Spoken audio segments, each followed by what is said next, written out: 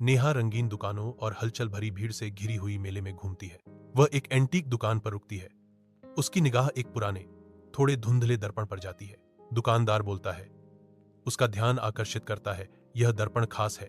दुकानदार की टिप्पणी को अनदेखा करते हुए नेहा दृढ़ता से घोषणा करती है, मैं इसे ले लूंगी। नेहा दर्पण को दीवार पर मजबूती से लगाती है। उसके कार्य सटीक और जानबूझकर किए गए हैं। नेहा का प्रतिबिंब अपरिचित और अशांत दिखाई देता है, बिना मुस्कान के वापस घूर रहा है। नेहा पर डर की एक लहर दौड़ जाती है, लेकिन वह बहादुरी से उस अशांत भावना को खारिज कर देती है। नेहा शांति से सोती है। उसे इस बात का पता नहीं है कि आतंक आने वाला है। एक शोर चुप्पी को तोड़ देता है।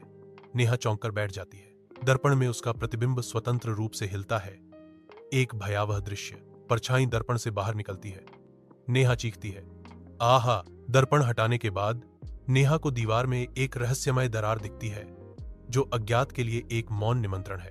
दर्पण चमकने लगता है, एक भयानक रोशनी डालता है, क्योंकि नेहा का प्रतिबिंब नाचता है और कांच में विलीन हो जाता है।